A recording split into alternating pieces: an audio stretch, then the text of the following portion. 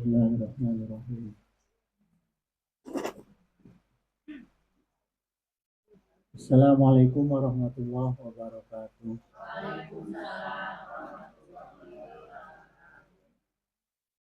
Alhamdulillah al-malikil haqqil mubin allazi habana bi imani wal yakin. Shalawatullah wa salamuhu alaihi wa ala alihi wa ashabihi wa man sara ala nahjihi ila yaumiddain.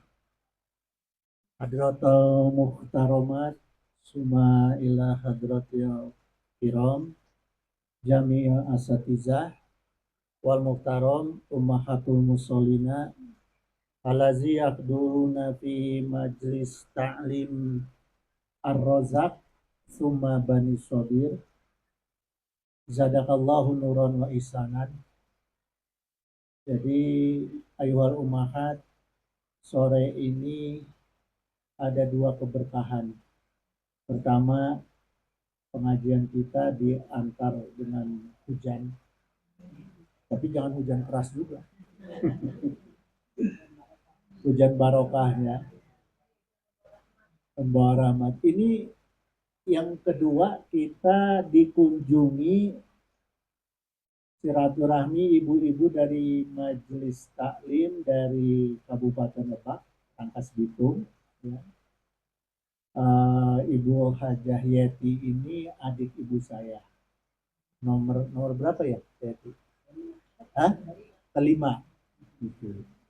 Jadi alhamdulillah Bu, ibu-ibu, kakek saya kebetulan kan kiai lah ya. Beliau belum ada penerus. Nah, kebetulan Bu Hajah Yeti inilah. Ya, cuma sayangnya perempuan. Penerus laki-lakinya malah di Saudi Arabia sekarang, di Mekah. Padahal yang ngaji itu kampi gitu. Ya. Kalau saya belajar aja. Ini mungkin doanya orang tua gitu. Jadi alhamdulillah ibu-ibu sekalian, majelis kita kehadiran tamu ya yang insya Allah akan membawa keberkahan untuk kita semua, silaturahmi. Cuma ini informasi, Teti biasanya ibu-ibu tuh gak kurang dari 30 karena hujan.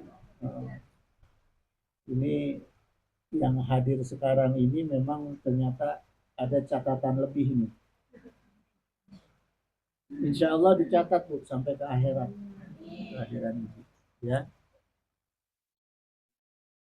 Allahumma rzuqna fahman nabina wa hifdal mursalina wal ilhama malaikatul muqarrabina birahmatika ya arhamar rahimin. Nah, ibu-ibu sekalian, pengawasan atau pengajian kita sore ini saya pakai bahasa Indonesia ya. Karena di Banten itu banyak bahasa Sunda Cianjur yang mungkin tidak mengerti. Jadi saya pakai bahasa netral. Jadi sebelum kita masuk ke kupasan tentang tazkiyatun nafas, kebersihan jiwa dalam bab ilham dan ilmu, saya bacakan dulu satu perkataan dari Imam Syafi'i, ya. Man lam yazuk zulat ta'alumi sya'atan. Jadi beliau berkata, man ini isim istifham, ya artinya pertanyaan, kata pertanyaan untuk orang-orang yang mukallaf, orang-orang yang sudah berakal itu pakai man. Nah, ini ibu saya kasih pemahaman sedikit, artinya ketika nanti di alam barzah ditanya sama malaikat, man robuka, balik tanya Bu, mannya man apa? Nah, itulah kelebihannya ilmu nahu, ilmu syaraf, ya. Jadi ini artinya siapa? Lam yazuk zulat ta'alumi sa'atan, ya. Siapa yang tidak merasa hina ketika ta'alumi sa'atan, ketika belajarnya itu hanya sebentar, ya, hanya sesaat, ya. Tajaro'a zulal jahli tulah hayatihi. Nah, kata Imam Syafi'i, dia akan terhina karena kebodohannya hayatihi sepanjang hidupnya. Gitu Bu. Ya. Jadi logikanya sederhananya gini Bu, kalau di majelis taklim itu kudu betah. Harus betah. Kenapa harus betah? Karena ini adalah tempat kita tolabul ilmu. Jangan sampai kita merasa cukup dengan belajar hanya sesaat. Ya, minal mahdi ilal lahdi gitu ya. Karena logikanya gini Bu, mutolaah ini ya. Semiskin-miskinnya orang yang berilmu pasti bermartabat. Ya, saya dulu pernah diajak oleh ibu saya ke salah satu kiai, Mama Satibi, tapi bukan Mama Satibi ayahnya Nuh, bukan, ini Mama Satibi di Kampung Cisepan di Cianjur. Rumahnya panggung kecil Bu, hanya ada, saya perhatiin itu hanya ada apa di pandang apa ruang teras kecil, ruang tengah, kamar satu, sama dapur di bawah lah. Ya, itu kan secara dunia, secara material jauh sekali. Tapi orang yang datang ke sana, yang minta ilmu, yang menghormati ilmunya, itu bukan orang-orang sembarangan. Bahkan saya aja diajak oleh uak saya itu yang udah mengajar untuk belajar di sana. Gitu. Jadi itulah maknanya, semiskin-miskinnya orang yang berilmu pasti tidak akan terhina. Tapi sekaya-kayanya orang yang bodoh pasti terhina. Ini yang diingatkan oleh Imam Syafi'i. Saking penting-pentingnya ilmu. Ya. Nah sekarang pertanyaannya nih Bu, pelajaran apa yang ketika manusia itu bodoh di dalam ilmu itu maka hidupnya terhina? Nah, kita harus bisa memilah, harus bisa memilih ya. Ilmu apa yang kita perlukan nih supaya tidak kita nggak bisa jadi nggak terhina. Nah, kan ada ilmu-ilmu yang kalau misalnya kita nggak bisa juga nggak terhina, ya, ilmu sulap. Nggak bisa juga nggak apa-apa Bu, ya. Nah, ilmu apa yang paling penting? Waqala Nabi sallallahu alaihi wasallam, man yuridillahu bihi khaira yufaqihu fiddin. Ya, gitu. Man lagi nih, istiham lagi, ya. Jadi gini Bu, siapa nih, karena ada pelajaran Nahu Sorof juga di sini setiap Jumat sore untuk ibu-ibu. Jadi saya suka campur-campur dalam kupasan kajian saya, suka saya masukkan sedikit kaidah-kaidah lughah ya. Jadi di kalimatnya di sini man yuridillahu bihi khairan. Pertanyaannya Bu, kenapa khaironya ditanwin? Kenapa enggak khairu? Kenapa enggak khairo? Kenapa enggak khairihi atau khairi? Kenapa harus khairon? Nah, apa ulama asal-asalan nulis? Ya kan? Nah, inilah pentingnya ilmu lughah, ya. Jadi kata khairon ditanwin fathah itu karena keadaan objek yang diinginkan. Jadi maknanya kalau ada di belakang fathah ada alif berarti harus ditanwin.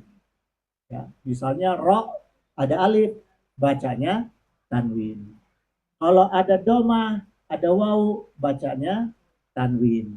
Ya, begitu juga kasro ada ya tanwin. Ya, itu ciri sorof. Gitu. Ya, jadi khairon tanwin fatihah ini ada makna. Maknanya apa ibu-ibu? Karena ini khairon itu objek maf'ul bih. Ya, istilah hurufnya itu maf'ul bih, bentuk objek ya yang diinginkan langsung oleh siapa? Oleh Allah. Karena mayuridillahu lahunya Allah. Jadi yang yuridu itu yang menginginkan adalah Allah, ya.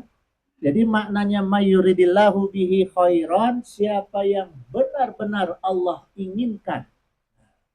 Artinya Allah tuh nggak main-main menginginkannya. Artinya Allah menginginkannya serius, ya, untuk mendapatkan apa? Khairan, mendapatkan kebaikan yang pasti, maka yufaqihu fiddin. Maka Allah akan berikan orang itu pemahaman tentang agama. Ya. Itu maknanya. Jadi enak kalau kita baca hadis, baca Quran, tapi kita menguasai ilmu lughah, enak. Kita langsung tahu sampai detailnya.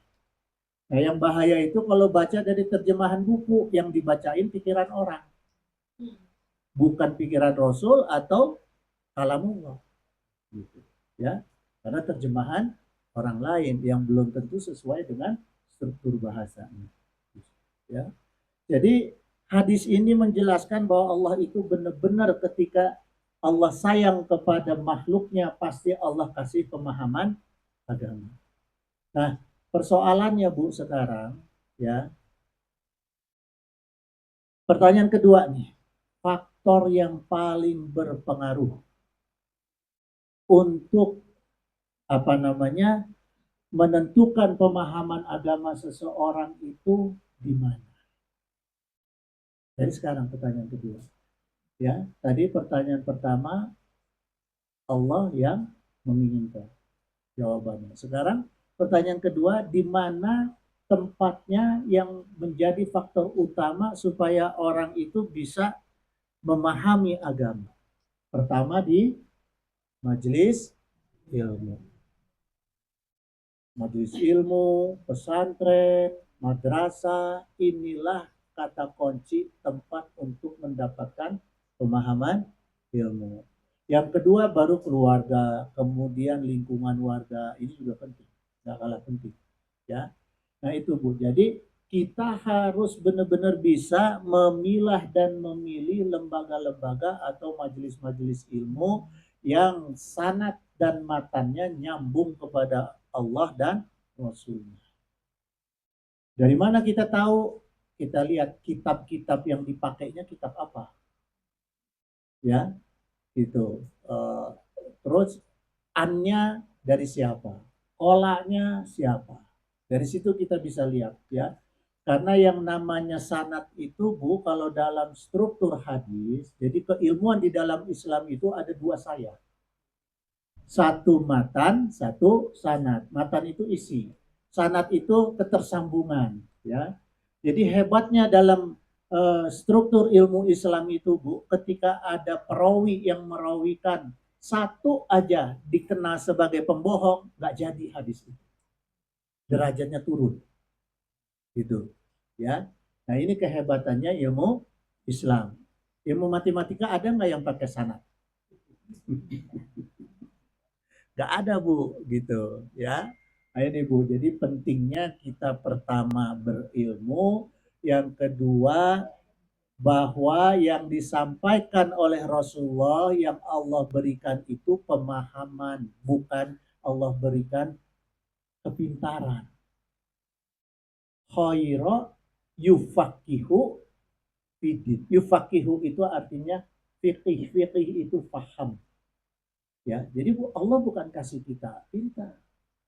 Kalau Allah sayang sama kita, paham. Apa bedanya pintar dengan paham? Pintar itu nyangkutnya di otak.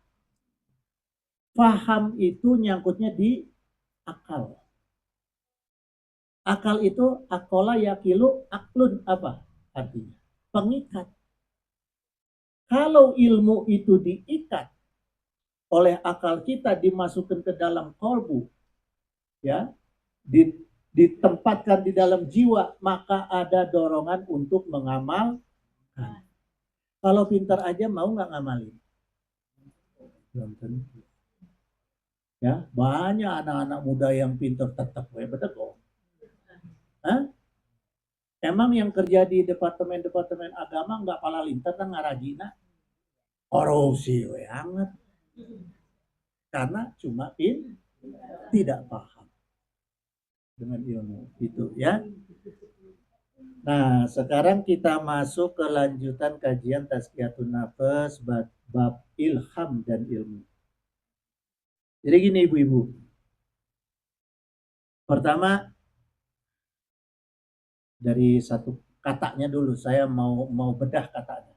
Ya, kalau di dalam Al-Quran itu Allah menyebut kata setan atau iblis itu jumlahnya 88 kali. Allah menyebut kata malaikat jumlahnya 88 kali. Artinya di sini Allah menempatkan kata penggoda dan penyelamat ini kekuatannya sama di dalam jiwa kita. Seimbang, ya. Makanya di sini perlu adanya ilmu dan ilham. Kenapa perlu ilmu? Untuk mengatasi godaan-godaan tadi, ya. Mana yang harus banyak kita kasih makan? Malaikat atau iblis? Yang nentuin siapa? Ilmu. Ilmu kita lah yang bisa menuntun kita untuk mana yang lebih banyak kita beri makan. Iblis apa? Malaikat. Karena jumlahnya sama. Hati-hati salah ngasih makan. Ya, itu Bu. Nah, kemudian kata ilham di dalam Al-Quran hanya disebutkan satu kali dalam satu ayat. Fa'alhamaha fujuraha wa taqwaha. Hanya satu. Artinya apa?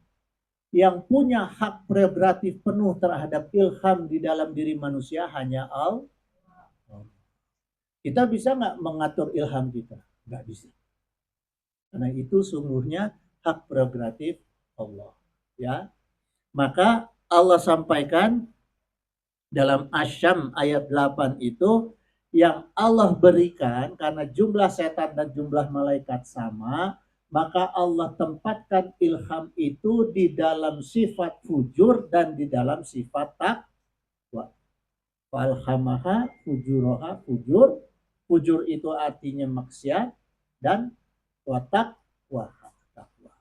Ya, itu ibu-ibu. Jadi disinilah cara Allah untuk membuat manusia itu bisa mengikuti kehendak Allah.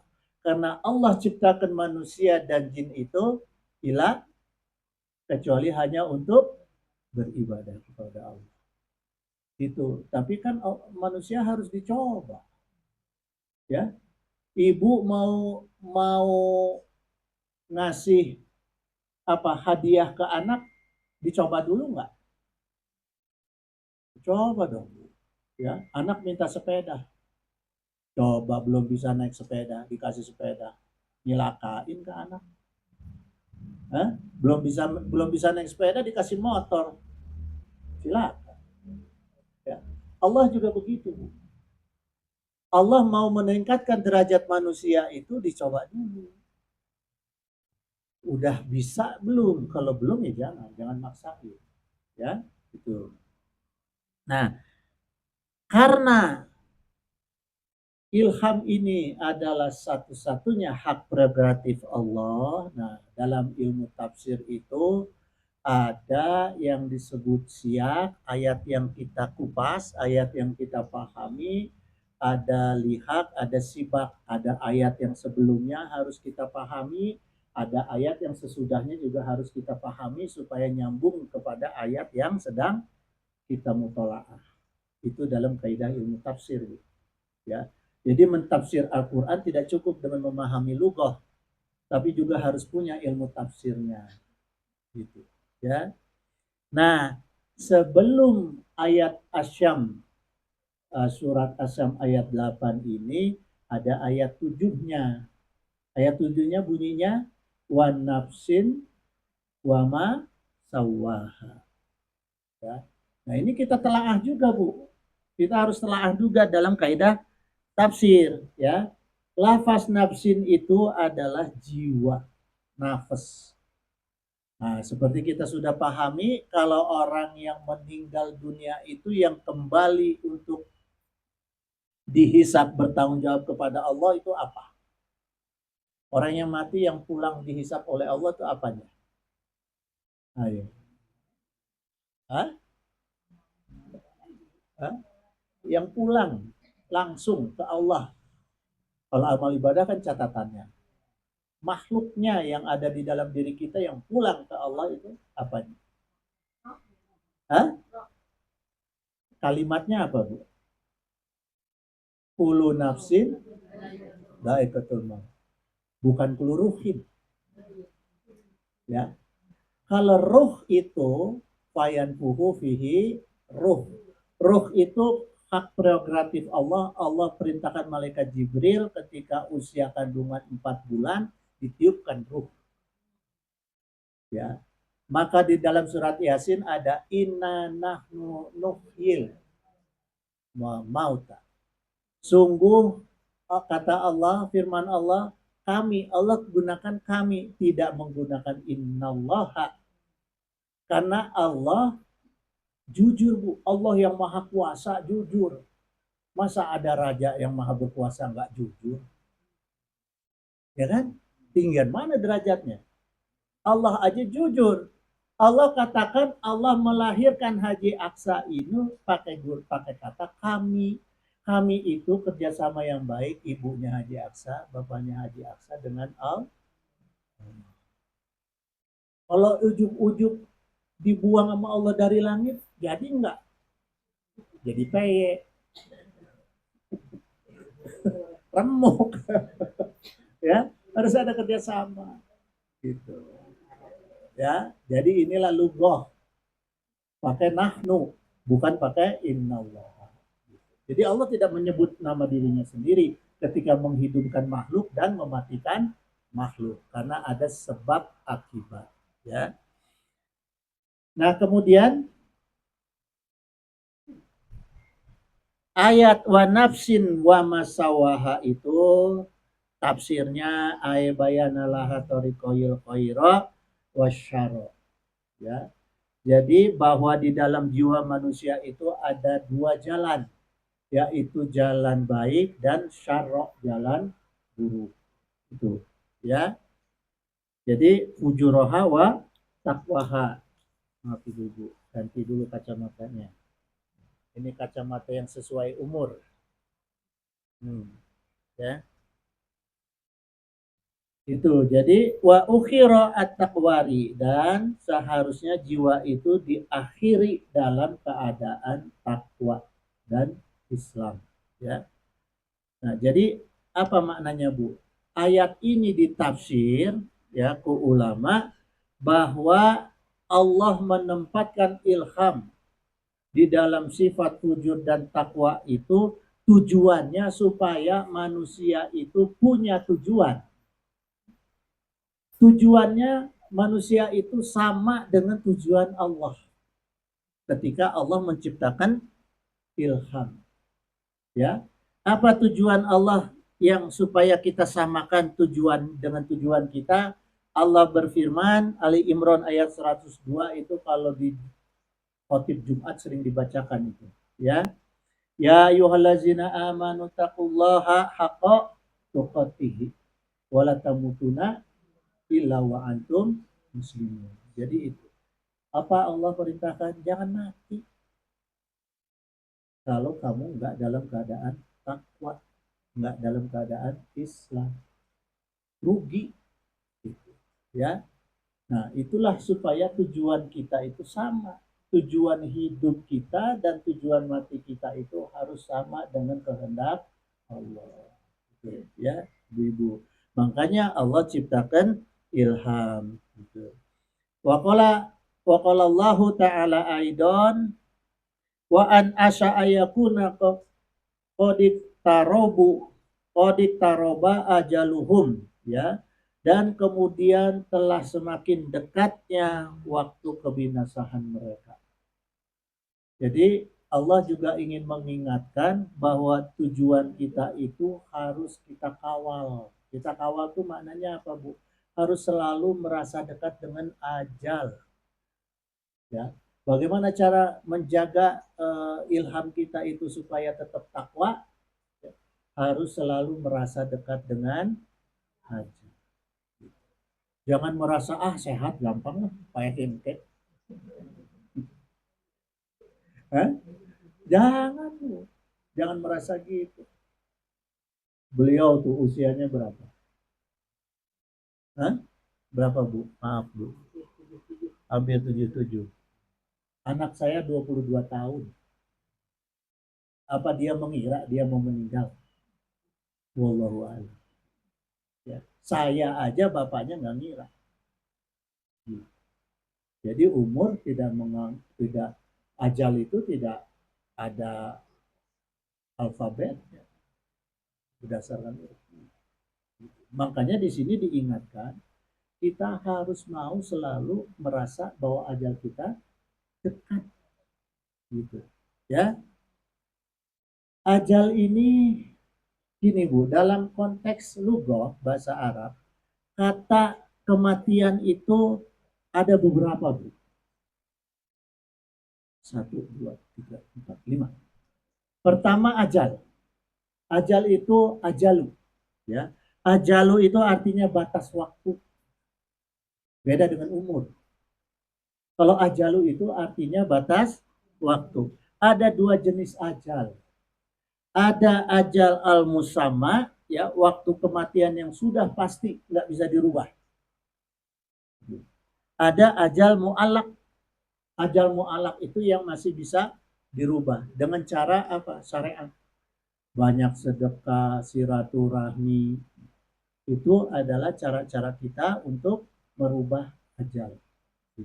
Ya, itu namanya ajal mu'alak itu. Karena ada dalilnya bahwa silaturahmi bisa menambah rezeki dan memperpanjang usia. Ya, gitu Bu. Nanti ibu-ibu di majelis ini ada waktunya saya akan kupas khusus bab ajal, usia dan umur. Ya, supaya kita paham. Nah, kemudian ibu-ibu sekalian, balik ke penjelasan tafsir ya. Dalam Asyam ayat 7 dan 8 ini, wa nafsin wa masawaha falhamaha fujuraha, ayatan liru silaya, untuk menjaga akhir beberapa ayat, wajawabul khosmi, dan jawaban sumpah.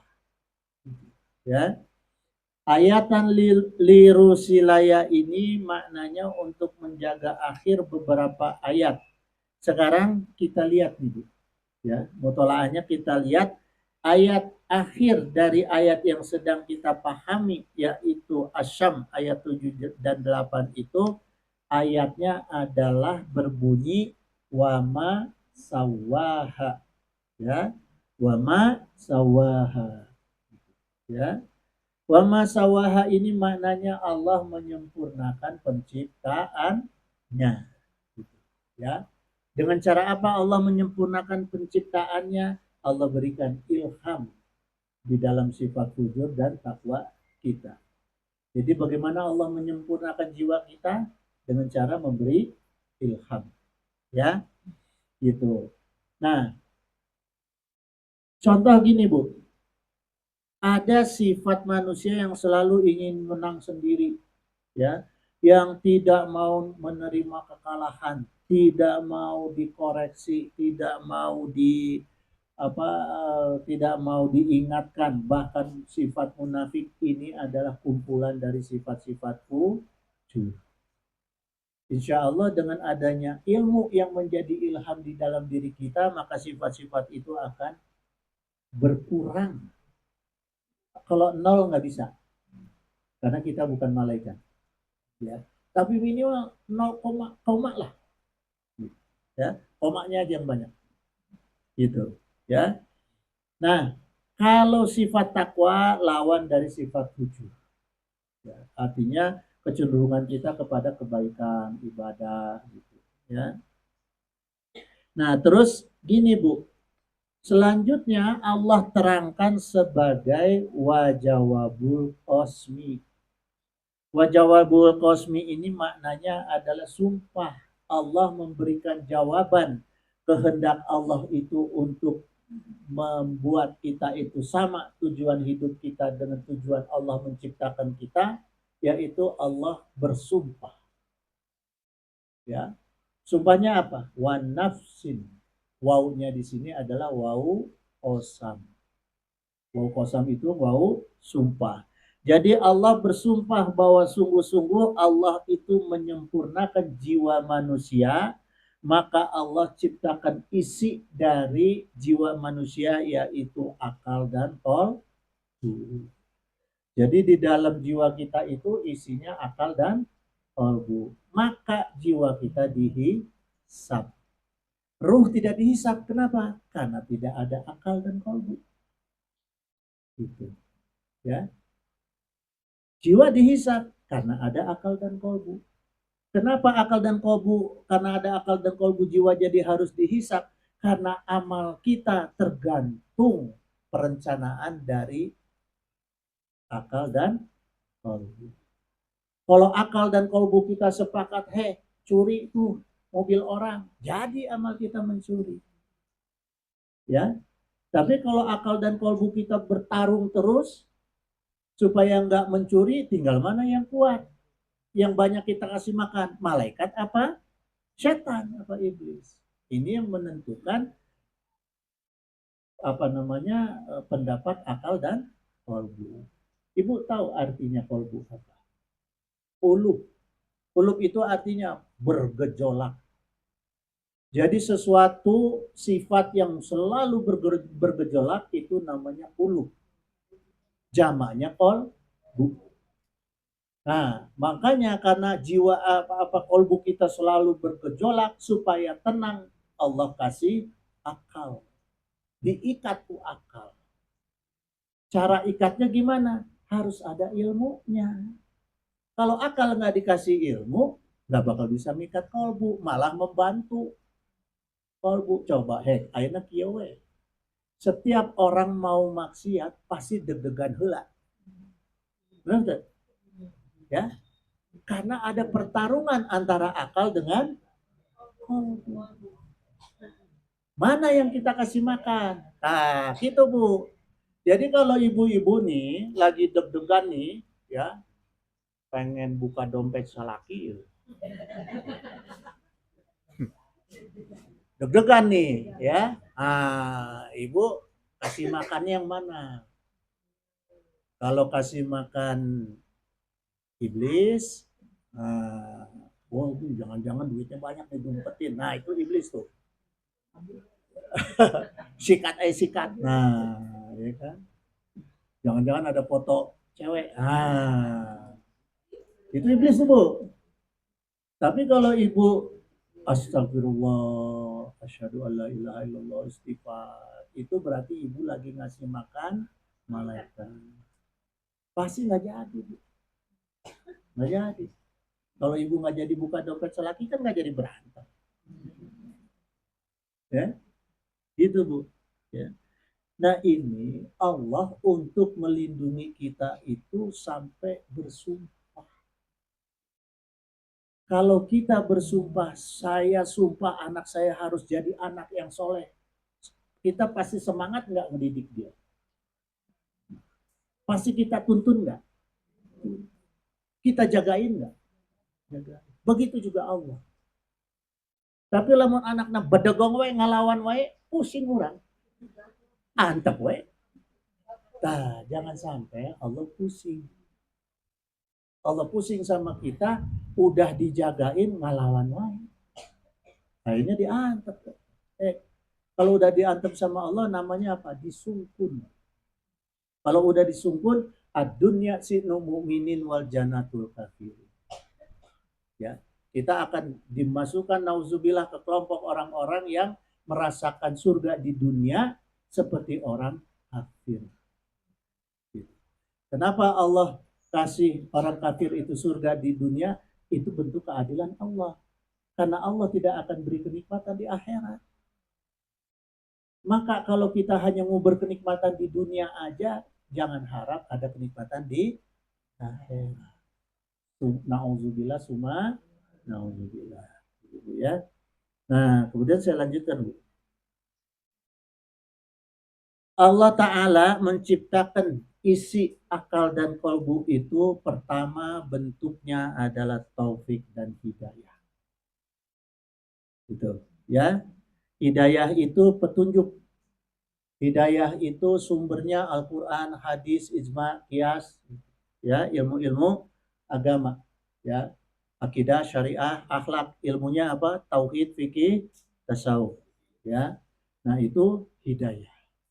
Kemudian isinya adalah taufik. Taufik ini kemampuan.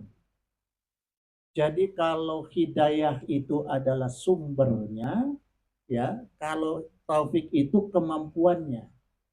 Ada orang yang tidak pernah bisa dapat hidayah. Kenapa? Karena taufiknya tidak ada. Padahal dia tinggal di lingkungan majelis ilmu, tinggal di lingkungan pesantren. Hayo, nyolong. Banyak nggak santri yang begitu di pesantren? Kenapa? Karena cuma dapat hidayah. Taufiknya nggak dapat. Jadi kemampuan untuk menyerap, kemampuan untuk mengamalkannya nggak ada. Ilmu terus di jalan. Ya, nah itulah Bu. Kesalahan kurikulum pesantren sekarang. Kalau dulu saya waktu pesantren di Gentur di Picung baru dengar, belum ngelihat, baru dengar Mama Nung ngalangkul ya tadi. Dari jauh saya udah begini. Santri-santri itu udah begini semua tuh. Nggak ada yang berani jalan. Tunggu semua gitu. Sampai yakin udah lewat baru jalan. Itu dulu. Coba pesantren sekarang, bisa nggak ketemu sama kiai sepuhnya? Bisa nggak? Nggak bisa ketemunya sama ustadz, ustazah, sama guru. Ya kan? Ada berkahnya nggak? Nggak ada, Bu. Ilmu doang dapatnya. Berkahnya nggak dapat. Ilmu tanpa berkah jadinya apa? Cilaka, Bu.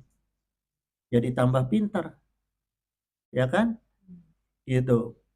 Nah, disinilah ibu-ibu sekalian, ya, taufik inilah yang menentukan keimanan dan amal seseorang.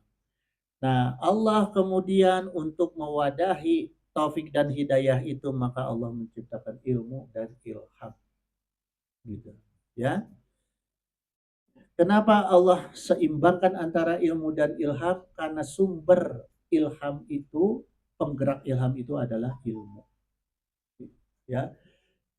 Orang kafir dikasih nggak ilham? Ada. Tapi ilmunya ilmu kafir. Maka jadinya ilhamnya ilham kafir. Gitu. Makanya orang kafir itu diberi kelebihan Bu sama Allah.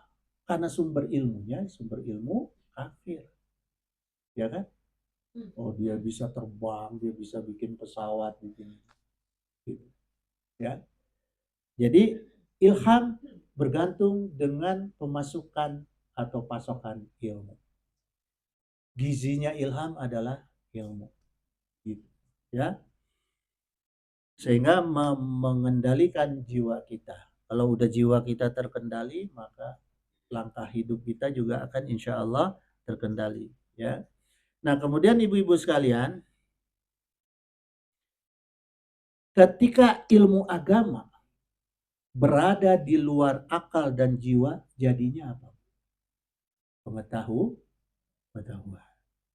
Banyak nggak buku agama? Banyak. Kitab agama banyak nggak? Banyak. Bisa nggak merubah manusia? Enggak. Karena hanya jadi ilmu pengetahuan. Maka ilmu agama itu harus ada di dalam akal dan qalbu. Baru bisa jadi ilmu. Gitu. Ya. Ketika sudah di dalam akal dan qalbu jadi ilmu, maka ilham yang Allah berikan kepada kita fungsinya jadi sesuai dengan kehendak Allah yang menyamakan kehendak kita dengan kehendak Allah. Itulah Bu. Ya. Ini rumus nih Bu. Ya, walaupun sederhana, pikirannya sederhana tapi ini rumus hidup. Ya, rumus hidup bagaimana kita mentafakuri diri kita sendiri, ya. Bagaimana cara kita memahami diri kita sendiri. Karena siapa yang paham sama diri sendiri, maka dia mengenal Allah. Bagaimana kita mengenal Allah? Kenali diri kita sendiri. Ya. Dari apa yang harus kita kenali? Anatomi. Jangan cuma belajar anatomi di ilmu biologi aja. Belajar anatomi dari kitab-kitab agama. Gitu. Ya. Nah, kemudian saya bicara mengenai logoh. Dalam bahasa Arab, kata ilham itu lafaznya alhama. Ya. Alhama itu bentuk fi'il kata kerja artinya memberi ilham. Nah, jadi tupoksi yang bisa memberi ilham hanya Allah. Ya. Hama ini asal kata dari akar halama. Maknanya ilham juga, yaitu mendapatkan. Nah, ketika Allah memberikan ilham, kita yang mendapat ilham. Makanya fa'al hama. Allah memberi, kita menerima. Ya. Haknya ini artinya, hak besar pakai alif itu artinya kata ganti orang ketiga. Ya, bisa bentuk muzakkar, bisa bentuk muannas. Gitu, ya. Jadi haknya itu kata ganti. Fahal hamaha. Allah memberi, kita menerima, yang menerima adalah dia laki maupun perempuan atau kita gitu, ya. Jadi kalau digabungkan alhamaha artinya ilham itu untuk kita. Itu, Bu. Ya, gitu. Nah, sekarang kita kupas tentang akal dan kolbu nih, Bu. Tadi saya udah cerita ya bahwa sedikit kolbu itu artinya sifatnya adalah bergejolak yang nggak bisa diem. Jamaknya kulub ya. Nah, eh, pergolakan kolbu itu ada di dalam jiwa manusia. Nah, yang diakibatkan karena adanya sifat fujur dan sifat takwa yang nggak pernah bisa kompromi. Jadi jangan berharap ibu bisa mengkompromikan sifat takwa dengan sifat fujur. Nggak akan pernah bisa. Gitu, ya. Ulama setinggi apapun pangkatnya, waliullah juga pun tidak bisa mengkompromikan antara fujur dan takwa. Hanya satu-satunya yang bisa yaitu Rasulullah. Yang lain nggak bisa. Gitu, ya. Nah, ini tergantung tadi kita memberi asupan gizi yang lebih banyak kemana. Ya. Nah, kemudian akal itu akola, kalau wazan fa'ilunnya itu jadi akil atau akilun. Akil. Ya. Akola yakilu aklan wa makolan fahuwa akilun wa zaka makulun ikil. Latakil makolun makolun mikolun. Nah, itu namanya apa? Tasrif. Ya. Gitu. Di sini ada, Bu. Besok sore itu ada pelajaran lughah bahasa Arab. Gitu. Gratis. Jadi alhamdulillah majelis ini tidak pernah mau terima apapun kecuali dari Allah, ya, kecuali dari Bu Haji yang gaji saya Bu Haji. Bahkan kitab tasrifnya pun kita bagikan, jadi bukan hanya ilmu, sarananya juga kita bagikan sini, ya. Itu ya. Nah, kemudian ibu-ibu sekalian, bagaimana supaya kolbu itu bisa tentram di dalam jiwa kita? Ya, karena tadi ada akal. Nah, bagaimana cara memberi asupan gizi kepada akal? Pertama, Allah berfirman, allazina amanu wa tatma'inu qulubuhum bizikrillah. Ya. Jadi akal dan kolbu harus banyak diisi dengan zikri atau zikir. Ala bizikrillahi tatma'inul qulub. Ya. Nah, itu kata kunci ketentraman kolbu yang selalu bergejolak ini harus diikat dengan zikir. Ya. Nah, zikir itu, Bu, kalimah la ilaha illallah hukumnya. Hukumnya zikir itu kita harus paham artinya.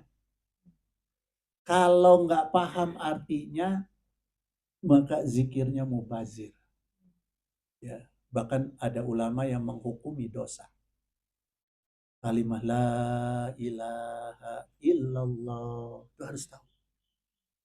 Ya, kalau baca Quran gimana?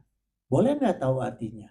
Nggak tahu artinya boleh, tapi harus tahu ilmu bacanya. Ya, kalau salawat nggak tahu artinya, bacanya salah, boleh nggak? Boleh. Gitu. Jadi kalau ziarah kubur, ibu-ibu sekalian, niat pertama yang kita benerin adalah bukan minta kepada ahli kubur, tapi kita membahagiakan ahli kubur. Dengan cara apa? Kita silaturahmi kepada ahli kubur. Nah, ada baiknya kita banyakin baca sholawat. Karena orang yang namanya bacaan-bacaan itu kan bu kadang-kadang suka sok pengen cepet-cepet aja. Ya, la ilaha illallah, la ilaha illallah. Apa? Haknya hilang artinya beda. Tidak Tuhan Allah. Nauzubillah, semua nauzubillah. Kemudian kita baca Quran, baca Yasin, ya. Sok hayang cepat-cepat we deh. Baca Yasin, ya. Itu tahu nggak Bu? Kalau ada orang baca Quran di atas kuburan, ahli kubur tuh kagandengan. Lain mendapat nikmat, bukan. Kepusingan. Kayak kayak ada suara kaleng gutrong gutrong gutrong. Jadi bikin pusing. Makanya di gentur mah yang dibanyakin sholawat. Karena sholawat bacaannya salah, nggak ngerti juga selama niatnya mengagungkan Rasul jadi syafaat. Gitu. Ya. Nah itu Bu, jadi ke ziarah kubur itu lebih baik kita apa namanya banyak baca sholawat. Tapi kalau yakin nggak apa-apa, kalau yakin, ya. Nah kemudian untuk menenangkan kolbu itu banyak-banyaklah berdoa. Selain tadi zikir banyak berdoa. Wa iza sa'alaka ibadi ani, Allah Ta'ala berfirman dalam Al-Baqarah 186, apabila hamba-hambaku bertanya kepadamu wahai Muhammad, ibadi ani tentang aku, fa ini qoribun. Ya, aku ini dekat. Nah, dekatnya itu ujibu dakwat tadda'i. Ya, akan dikabulkan semua orang yang berdoa, ya, isada'ani kalau dia meminta. Jadi jangan ibu punya keinginan nggak pernah minta ke Allah, jangan gitu. Atau ibu punya keinginan lupa doa datang dulu ke presiden. Hah? Aduh, hayang beli motor ya. Oh, nggak doa, datang we ke presiden. Ditewa ku pas pampres. Ya, doa dulu Bu. Pentingkan segala sesuatu itu kalau minta hanya kepada Allah. Ketika Allah memberikan jalan, Allah yang nuntun kemana kita datangnya. Kemana makhluk itu akan datang membantu kita. Kadang-kadang kita datang diem di rumah ada orang datang. Gitu. Ya. Itu. Jadi utamakan minta itu kepada Allah. Ya, itu. Nah, kemudian ibu-ibu sekalian, kaidahnya fungsi kolbu dan akal itu supaya kuat, ya, fungsinya maksimal, maka perlu diisi dengan iman. Ya.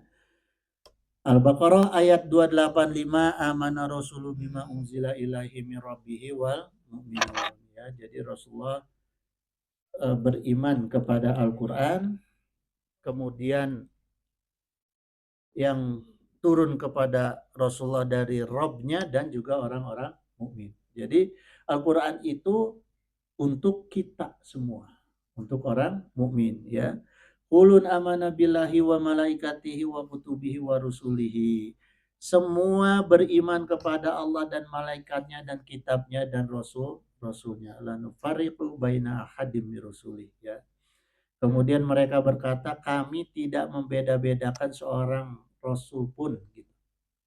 Jadi kalimah ini ada di dalam rukun iman yang 6. Ya, gitu Bu. Jadi kalau kita punya ilmu, patokan kita mencari ilmu jangan keluar dari kaidah ilmu rukun iman yang 6. Gitu, ya. Karena banyak Bu sekarang. Banyak yang dibungkus dengan dalil agama, isinya di luar rukun iman.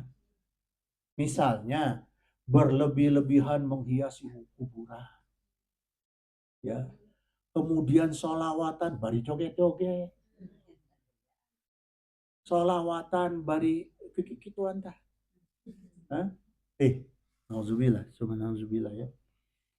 Itu Bu. Sekarang tuh banyak maksiat yang dibungkus dengan agama. Makanya kita benar-benar harus paham dengan kaidah rukun iman yang keenam dan rukun Islam yang kelima. Ya, sederhana aja Bu, gitu. Nah, saking penting-pentingnya ilmu agama ini Bu, ya, maka Allah berjanji yarfa'illahu lazina amanu minkum wallazina utul ilma darajat. Allah taikkan derajat manusia yang memang ilmunya didasari oleh iman gitu. Ya, itu Bu. Karena sekarang juga banyak Bu. Jangan salah. Orang yang punya ilmu dasarnya bukan iman Bu. Akhirnya ilmunya dipakai untuk apa? Fulus. Mafi fulus ente mampus. Nah, banyak Bu. Kiai Habib apa yang prinsipnya begitu.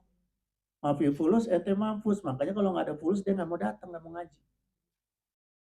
Gitu. Ya. Nah, ini yang bahaya. Nauzubillah summa nauzubillah ya. Rasulullah SAW jelas menegaskan innal anbiya alam yuwarisu dinaron wala dirhaman. Jadi sungguh, nah ini innalnya ini taukid, Rasulullah itu, para nabi itu ya, lam yuwarisu, tidak mewariskan dinar dan tidak mewariskan dirham. Ya. Jadi Rasulullah tidak pernah, para nabi tidak pernah mewariskan bentuk uang Bu. Gitu. Innama wa rasul ilmu. Jadi yang Rasulullah wariskan hanya ilmu gitu. Nah sekarang gini ya, ibu nitip ke saya, terus saya jual. Titipan ibu saya pakai untuk cari duit nih. Ya, ibu nitip motor aja. Saya pakailah motor titipan ibu itu untuk cari duit, nggak izin ke ibu, marah nggak? Hah? Hah? Pakai ngojek, marah nggak? Nah, sekarang orang yang menjual hadis, menghargai hadis, mentarif hadis dan ayat Quran, kapan minta izinnya sama Allah dan Rasulnya? Nah, itu Bu. Terus bagaimana dong caranya orang-orang yang mau mendakwahkan ilmu agama supaya dia bisa halal mendapatkan kehidupannya? Boleh nggak? Boleh. Buktinya Imam Malik itu imam terkaya di Madinah. Ya, apa yang beliau lakukan? Apakah beliau menjual ilmu? Enggak. Beliau menulis kitab. Al-Muwatta'nya itu sampai sekarang, Bu. Royaltinya aja berapa? Ya. Jadi harus ada usaha. Kalau cuma ngomong doang kayak saya begini nih ngomong, yang punya mulut, yang punya suara, oh, oh. Kalau Allah bikin saya gagu, bisa nggak ngomong? Nah, tapi kalau nulis kan usaha kita. Gagu juga bisa nulis. Itu. Boleh kalau kita ada usahanya, boleh.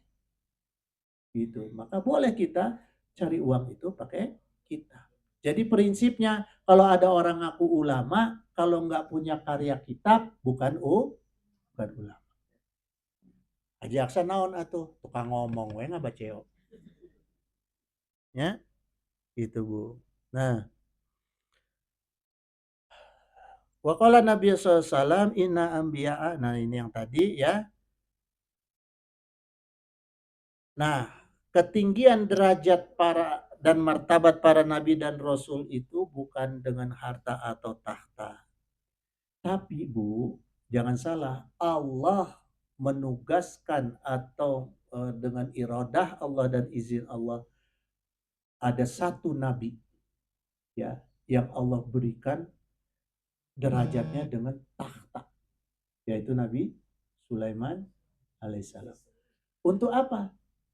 Kok Allah mengangkat derajat Nabi dan Rasul bukan dengan tahta, tapi ada satu Nabi yang diangkat derajatnya dengan tahta? Karena untuk contoh. Hei orang-orang yang jadi raja, ikutin tuh Nabi Sulaiman. Kalau mau jadi raja kayak gitu. Makanya nabi-nabi itu banyak Bu. Ada yang penyakitan, Nabi Ayub. Kalau ente sakit tuh, ikutin amalnya Nabi Ayub. Jadi Allah ciptakan contoh seperti Nabi Rasul itu gunanya untuk kita jadikan panduan tuntunan hidup. Kalau kita akan mengalami seperti ini harus bagaimana? Itu juga bagian dari ilham. Itu ya. Makanya Quran itu isinya tidak hanya ilmu tapi juga ada kisah. Yang intinya semuanya adalah pelajaran gitu ya.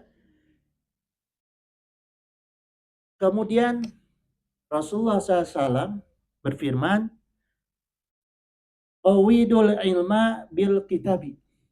Ikatlah ilmu dengan menulis. Gitu. Ya. Jadi kalau saya hanya baca aja Bu, kemudian saya tidak tulis, saya nggak akan bisa ngaji kayak gitu. Paling hanya jadi penceramah, makanya kalau kebanyakan ceramah di mulut dan rajaban tuh isinya ngabojek, karena iketan ilmunya cuma sedikit. Kalau ditulis kan banyak. Kalau ceramah-ceramah yang tanpa tulisan, ya coba aja Ibu perhatiin. Hadisnya satu, ngabojeknya 2 jam. Sekarang Ibu hitung, dari saya mulai itu berapa hadis, berapa ayat yang saya sampaikan. Gitu. Ya. Nah itu makanya kata Rasul, ikatlah ilmu, qawidul ilma bil kitabi. Ikat ilmu itu dengan menulis gitu ya. Ibu-ibu sekalian, karena ini udah jam 5 ya. Hah? Jam 5 sekarang, Bu. Jam 5. Kalau perjanjian ibu-ibu di sini kalau lebih dari jam 5 saya diskor, Bu. Ya, Bu ya. Ya, cengkop kumaha cengkop. Sahur cengkop ditutup ya. Insya Allah nanti mangga sok mangga Billy mangga.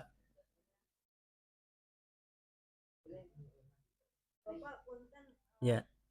Assalamualaikum warahmatullahi wabarakatuh. Waalaikumsalam warahmatullahi wabarakatuh.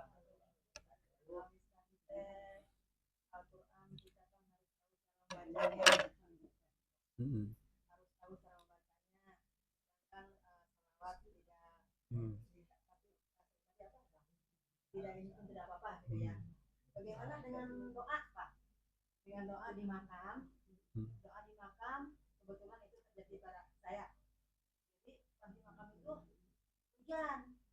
Jadi yang baca doa itu cepat. Jadi kan, ini Pak, kan sudah kurang. Kata kemarin apa kami itu? Doa itu gitu. Salah kan, salah hatinya ya. Iya.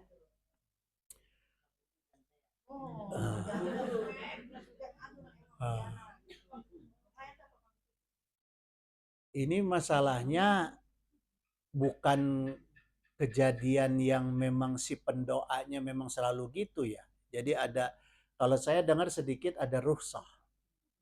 Ya, ada rukhsah, jadi istilahnya yang apa namanya, sesungguhnya dia enggak sehari-harinya gitu, enggak gitu. Ya. Tapi kalau karena rukhsah ya itu enggak ada masalah, Bu. Makanya gini, ilmu doa nih Bu, ya ilmu doa itu pertama dibuka hamdalah, kemudian sholawat, ya, dan kemudian kalimat doa yang paling baik itu dibuka dengan Allahumma anta, ya, nah kemudian baru kita doa. Atau misalnya Sayyidul Istighfar, Allahumma anta rabbi la ilaha illa anta, seterusnya, ya. Nah, ada baiknya kalau orang berdoa itu tartil. Tartil itu artinya secara kalimat bahasanya tepat. Kalau enggak, mendingan pakai bahasa Indonesia daripada pakai bahasa Arab tapi ngebohongin umat. supaya kedengeran aja, jago bahasa Arabna euy. gitu ya. Mendingan pakai bahasa Indonesia. Kenapa? Karena kita yang namanya berdoanya sifatnya itu mutakalim, yang sifatnya doa jama, itu misalnya Allahumma inna nas'aluka. Kalau ghairu mutakalim Allahumma ini as'aluka. Ini as'aluka tuh untuk mendoakan diri sendiri. Ya, kalau bentuknya jama itu sebaiknya didengar dengan baik oleh jamaahnya dan dimengerti oleh jamaahnya. Supaya jamaahnya itu aminnya juga khusyuk. Gitu. Atau kalau enggak ya mending pakai bahasa Indonesia. Gitu, ya. Kalau saya biasanya Bu kalau di tengah jamaah ini enggak kedengaran yang berdoa, saya berdoa juga sendiri. Walaupun mulut saya amin tapi di dalam diri saya, di dalam kalbu saya baca doa sendiri untuk kebutuhan saya. Ya, artinya kita yang paling tahu tentang kebutuhan kita.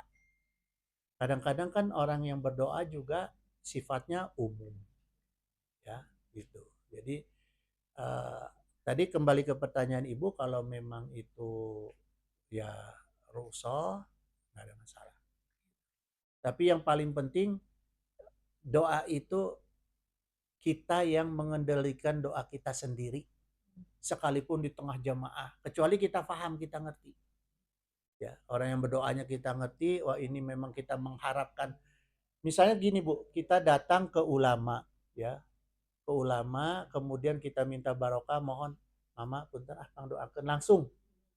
Kita dengar doanya dan kita paham, amin. Tapi ada baiknya didobel Bu.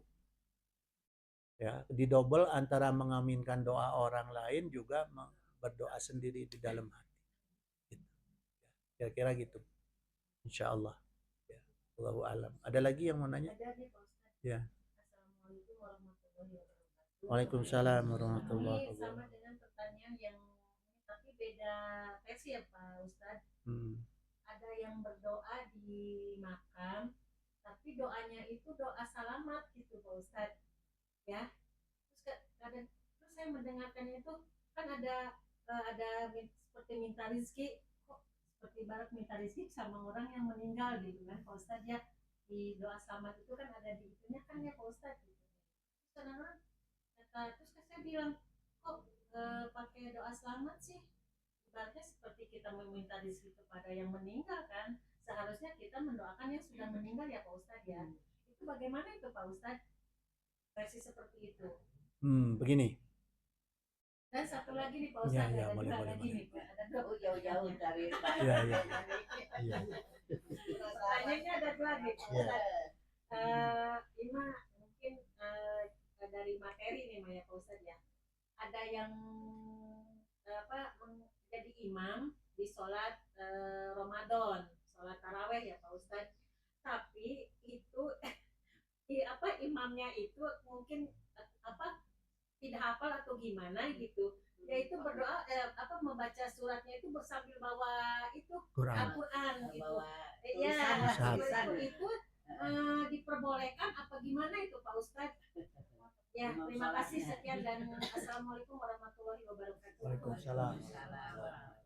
Yang pertama dulu ya. Yang pertama gini, ada tata cara yang diajarkan oleh Rasulullah. Jadi sebelumnya Rasulullah itu mengharamkan ziarah kubur karena dikhawatirkan itikat yang salah.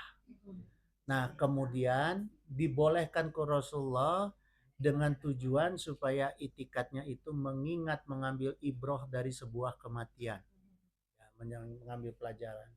Nah, jadi ketika kita ziarah itu pertama ya kita ingat bahwa kita pasti akan ketemu, ya. Assalamualaikum ya darakumum mu'minin wa inna insyaallahu bikum lahiqun. Ya, jadi kita persiapkan diri bahwa kita ingat kita akan ketemu, akan nyusul, ya, entah besok entah kapan. Nah, itu pertama. Kemudian dalam tata cara berdoanya itu pertama kan kita kirim Fatihah dulu. Kirim Al-Qur'an, ya, kirim Fatihah. Sampai enggak? Sampai. Gitu. Kita kirim Quran sampai enggak? Sampai, asal bacanya benar. ya. Jangan sampai tadi ada bacaan panjang pendeknya, tahsinnya, tajwidnya salah. Itu yang penting.